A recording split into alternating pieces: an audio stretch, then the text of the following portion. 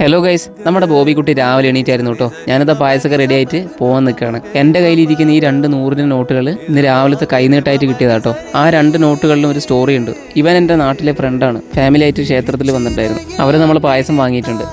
ഈ പായസം കുടിക്കുന്നവർ നമ്മളെ തേടി വന്നാട്ടോ. കണ്ണൂരാണ് സ്വദേശം. അങ്ങനെ നമ്മുടെ പായസ കച്ചവടമൊക്കെ നടന്നുകൊണ്ടിരിക്കുകയാണ്. അപ്പോഴാണ് ഒരു ചേട്ടൻ വന്നത്. നമ്മുടെ FB റീൽസിൽ ഒരു കമൻറ്റ് ഇട്ടൊരു ചേട്ടനും കൂടിയാണ്. ആ ചേട്ടൻ വന്നപാട് ആ കാര്യം പറഞ്ഞപ്പോഴാണ് എനിക്ക് ആ ചേട്ടന് മനസ്സിലായത്. ആഗസ്റ്റ് 15 സ്വാതന്ത്ര്യ ദിനത്തിൻ്റെ ദിവസത്തിൽ പായസം ഫ്രീ കൊടുത്തൂടെ എന്നുള്ളൊരു കമൻ്റ് ആയിരുന്നു കേട്ടോ അത്. അങ്ങനെ നമ്മുടെ പായസം കഴിഞ്ഞു. നേരെ വീട്ടിലേക്ക് പോകുന്ന വഴിക്ക് നമ്മുടെ മമ്മൂൻ്റെ കടയിൽ കയറിയിട്ട് കുറേ കാലമായി. അവിടെ എത്തിയപ്പോഴാണ് നമ്മുടെ അപ്പപ്പാറ പഠിക്കുന്ന കുറേ കുട്ടിപ്പട്ടാളങ്ങളെ കണ്ടത്. കുട്ടികൾക്ക് എല്ലാവർക്കും ഓരോ മധുരമൊക്കെ കൊടുത്ത് അവിടെ നിന്ന് ഒരു ലൈമും കുടിച്ച് ഇവനാട്ടോ ലൈം ഉണ്ടാക്കിയത്. അതിൻ്റെ അഹങ്കാരം അവൻ്റെ മുഖത്തുണ്ട് താനും. പിന്നെ നമ്മുടെ ബോബി വല്യമ്മൻ്റെ വീട്ടിലായിരുന്നു ഉണ്ടായത്. ബോബീനെയും കൂട്ടിയിട്ട് നേരെ വീട്ടിലെത്തിയപ്പോൾ ഉള്ള കാഴ്ചയാണ് അച്ഛൻ ഇഞ്ചിക്ക് വേര് പൊട്ടിക്കുന്നുണ്ടായിരുന്നു. വല്യമ്മൻ്റെ വീട്ടിൽ പോയപ്പോഴാണ് ബോബിക്ക് ചെറിയൊരു ഫോൺ കിട്ടിയത്. ആ ഫോൺ എടുത്തിട്ട് അപ്പോൾ അവളുടെ കളി. ആ ഒരു ഫോണിന് എന്തൊക്കെ ചെയ്യാൻ പറ്റുമോ അതൊക്കെ ചെയ്തിട്ടുണ്ട് അവൾ.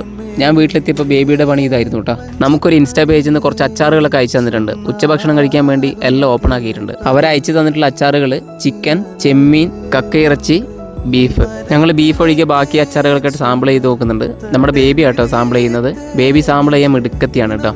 അവൾക്ക് കൂടുതലും ഇഷ്ടമായത് ചെമ്മീൻ അച്ചാറാണ്. ഇവരുടെ ഇൻസ്റ്റാ പേജ് ഞാനൊന്ന് മെൻഷൻ ചെയ്തേക്കാം. ആവശ്യക്കാരുണ്ടെങ്കിൽ കോൺടാക്ട് ചെയ്തോളൂ.